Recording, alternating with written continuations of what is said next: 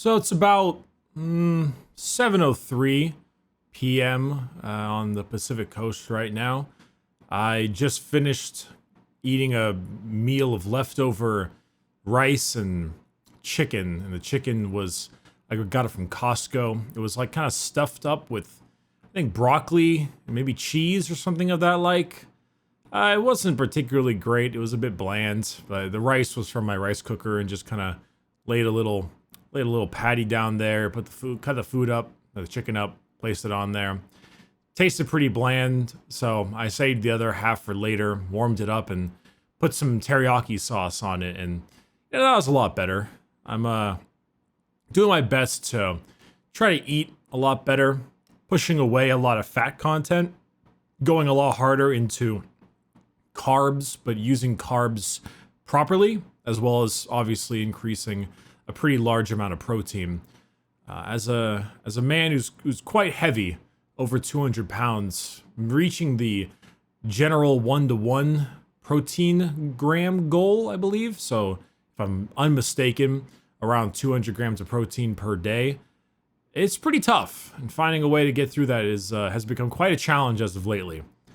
But despite it all, instead of having any more fatty foods, utilizing carbs as a fuel source, gasoline for the tank, pre-exercise and post to refill, that kind of thing, and then mixing the protein together is pretty good. After that, I went to go take a shower, and I ended up just standing there for like 15 minutes. I didn't really not just, a shower taking 15 minutes isn't abnormal, but just kind of stood there, like thinking. No, not washing myself or anything, just standing there for 15 minutes. And I was thinking about an article I saw a bit ago, and this wasn't recent. This was maybe like 5-6 years ago, a long time. The article was talking about, is shame the strongest negative emotion? Out of all the negative emotions out there, and I guess you can sort of combine guilt and regret into shame, maybe mix them all together just a tad bit. But out of all of them, sadness, depression, anger, hatred, is it the most powerful of all the negative emotions? And it had me thinking about it a lot. Because there's an old saying, right? That the best revenge is success, or success is the best revenge, something like that. Where the best way to get revenge on someone, or just someone generally, is to better your own life in as many ways as you possibly can. Work out more, meditate, lose weight, or get bigger, depending on the person. Lift or run, cut or bulk, make more money somehow, have a better job, try entrepreneurship. Just do something of that line, for us men out there. Go to some place to learn how to do a face mask, moisturizers, serums, all that kind of stuff. Make sure you're doing small things, brushing your teeth properly. Are you flossing? I don't think you're flossing. I don't believe you if you say you're flossing. No one ever does that. You go to the dentist and they say you need to floss more, and you say, uh-huh. Bettering yourself. It's supposed to be the best revenge. Now, I've been trying to better myself quite a bit this last, I say these last 3 months. It came mainly with New Year's resolutions, and it wasn't out of spite, and it wasn't for revenge, but it was, simply put, because I wanted to feel better. It's one of the few times where my New Year's resolutions have actually come to fruition. A much heavier increase on weightlifting, upping the amount of times I practice boxing every week, changing to my diet, less sugar, fewer sweets overall, an increase in protein, utilizing carbs when it's a proper when it's proper, and making sure that I get exercise when I eat like crap. If I have a day where I go out with my friends and get Raising Cane's, well, I'm going to make sure that same day I ran a mile or two. Despite the fact that, well, Raising Cane's probably overtakes that quite a bit. That's not a very healthy meal. I also added to the other things of bettering myself. Like I said before, I brushed my teeth, but I never really flossed. And sometimes late at night, I would just kind of forget, So making that an important part, making sure I get the proper amount of sleep, attempting to put on face masks, and, at night, making sure that I try to look good. Skincare, that's the word I was looking for. And going through that made me thinking about, as I was, eating more healthier, and trying to, in the shower, I've been making sure to always use a proper conditioner, a beard wash, a beard oil, really taking that time to do so. It made me think about that article. Recently, I was wronged by someone very close to me, a very good friend. Don't attempt to guess or try to make theories. One, I just won't allow it. It's extremely disrespectful. And two, you probably won't get it anyway. But the person was caught in a multitude of lies, and when confronted about it, stuck to them, or simply lied more and more and more and more. And it made me curious to the point and to the extent of how much of it is shame. Is it shame, or is it truly malice? There's a common phrase I also like to say, which is never attribute malice to what can be rationalized by ignorance. It's a pretty common one. People say it often. It's, long story short, people are more often dumb than mean. Often people are, what they do because they're stupid, or they don't know any better, as opposed to evil. But this situation feels pretty evil. And going through my mind, going through the thoughts I have, because I'm filled with quite a lot of hate, quite a lot of anger, more anger than I think I've ever had in my whole life. But I'm comparing this to shame that I have felt in the past. A long, long time ago, many, many years back, I did something that I was very, very unproud of, something that kept me awake at night and actually had me call 911 on myself because the stress was so much that I was getting pectoral angina. I think it's chest pain due to overwhelming stress, and I thought I was actually having a heart attack. And then luckily I had insurance, so it didn't really cost me much, but I did not have a heart attack, luckily for me. But so I did something pretty gosh darn awful, and the feeling of shame, it was so much stronger and so much more potent than any anger I have. Any hatred that I've ever had was chump change compared to that level of shame that I carried along with myself. And working through that took months to sometime to even years, like over a year, to fully work through that and to accept the guilt of what I had done. And going through the processes of it, starting off being a bit defensive, and then after defensiveness, going into just pure regret, constantly crying over and over again, this feelings of self-worth in the dumpster, consistently wondering to myself, is this the person I actually am? Was this truly a mistake I just made, or is this actually who I am? Am I this bad of a person?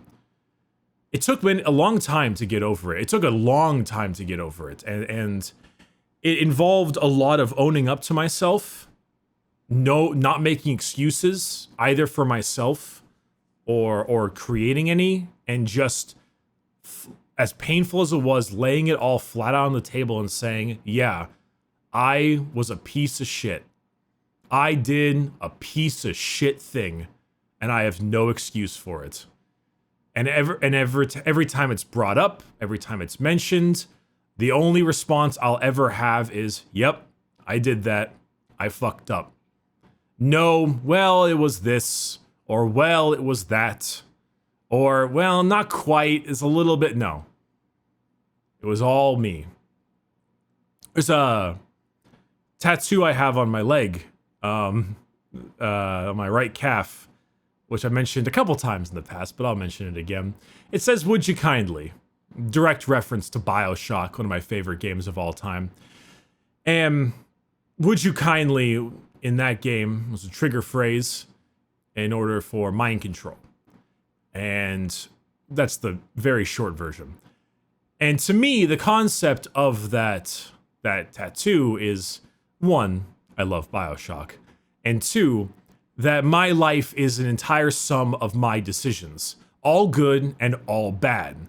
That true integrity comes from the acceptance of everything I did wrong, but confidence in yourself is acceptance of everything you did right.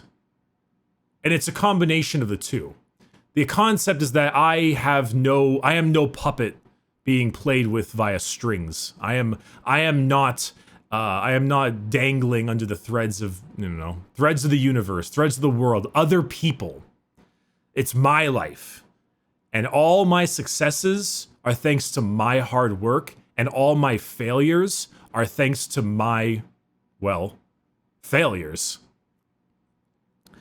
It's a difficult mentality to keep because there's the risk of developing an ego, which I don't know if I call myself having an ego. I think I border on it sometimes, and I never mean to, but sometimes it's difficult to determine if I'm just very confident in myself or I act egotistical. Because nowadays, especially on the internet, everyone wants to talk about how sad they are, how depressed they are, how much they hate themselves. It's become a joke as much as it is an actual thing. So going against the grain and being happy, being proud of yourself, feeling good, almost might come off as like the barrier to become egotistical seems lower.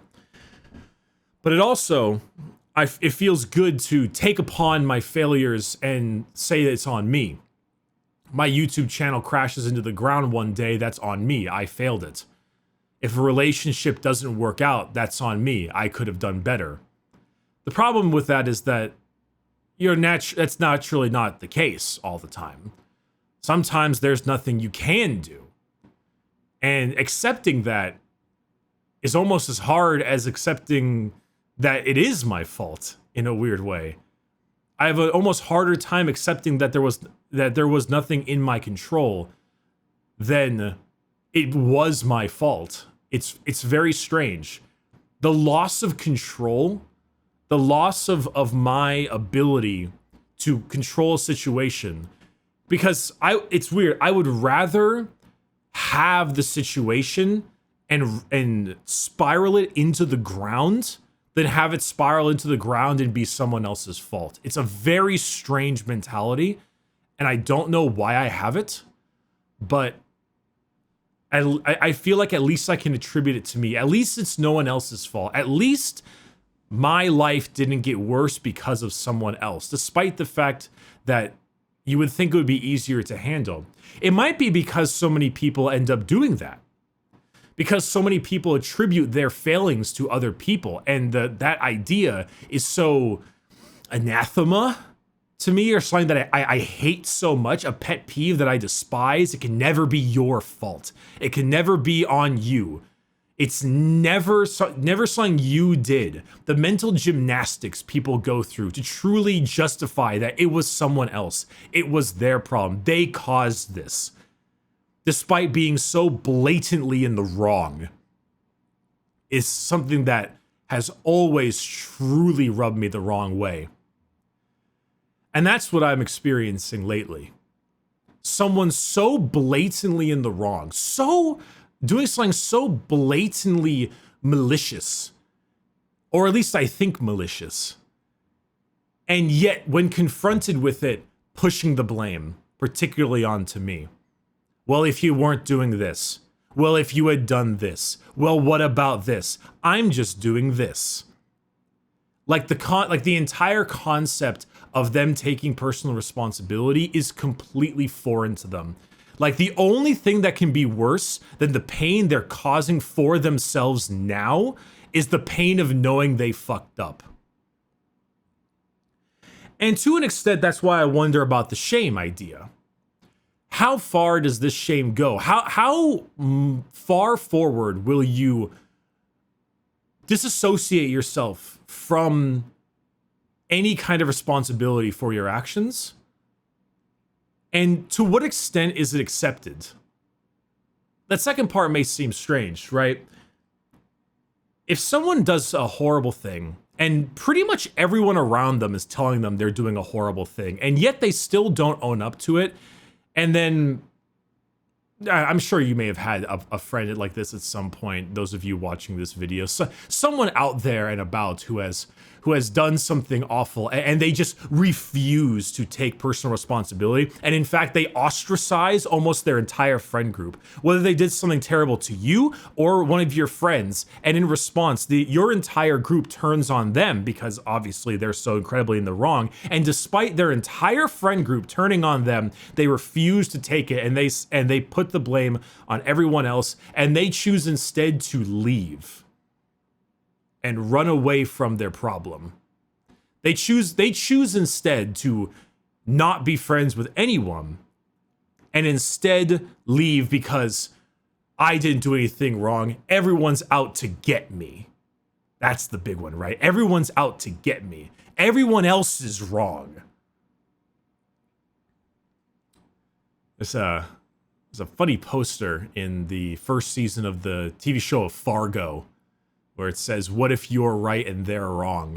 And it's kind of the catalyst for the show. And it's a catalyst for why our main character is constantly justifying his terrible actions and ends up, getting his comeuppance later on. But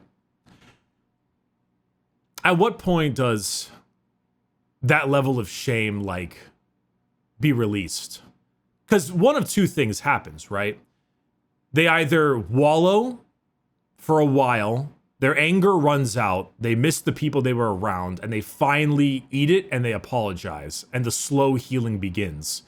Or they stay that way, and then they're that person that you and your friends make fun of on Facebook when they ended up, I don't know, marrying a random person in trailer trash, or they ended up committing a crime and now they're in jail, or they get, no offense to anyone who has, facial tattoos and stuff, but they make some questionable body modification decisions and things of that nature. You end up seeing them there. They can keep this life spiral, and at that point you can assume, well, this is just the way they always were, right? This is just how they were. We just didn't see it beforehand. They just kept it hidden. How far will someone go to keep that shame under wraps, to stop the admittance that it's their problem and their fault? Is it truly the strongest of negative emotions? Because anger and hatred can only get you so far. I feel like anger and hatred, the things that I feel, are very fleeting. They come and they go. They're like a deflating balloon, but it's a big ass balloon. But it's deflating very quickly. it gives you a couple days of just pure rage, and then you kind of settle down again. But then again, like I said, you know, success is the absolute best revenge. So truly, if I'm not focusing on myself, then I'm doing something wrong. Anyway, there's more I want to say, but I don't really know how to put it. I'm doing my best to be relatively vague in this video because, I mean, this is basically the video version of subtweeting, which for those of you who do not understand what subtweeting is, it is when you tweet about someone else without actually adding them on the website so that they don't know it's about them, but you're still, you know, putting out your anger.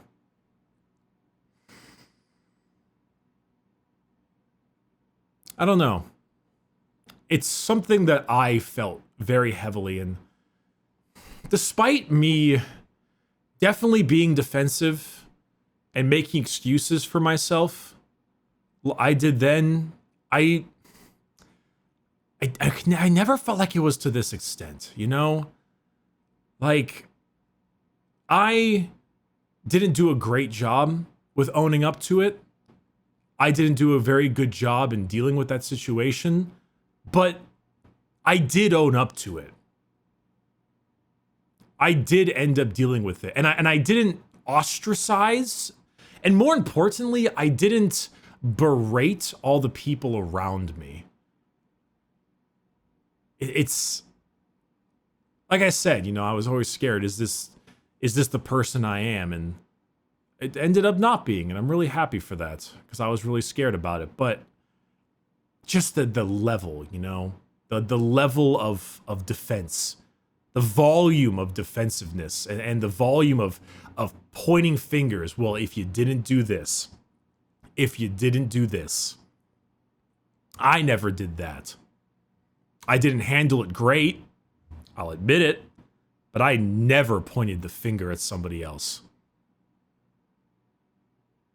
Makes you wonder if the person is just experiencing such a high level of shame and they'll come around, or if this is truly the person they are. And then you gotta, well, you cut them from the support group.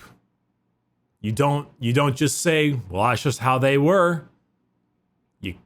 Same reason why kids in rehab who have a drug problem because their parents keep on bailing them out. They bail them out of prison. They keep them in the house. They don't have to make them pay rent. And the moment that support group is cut, that's when they finally get their shit together.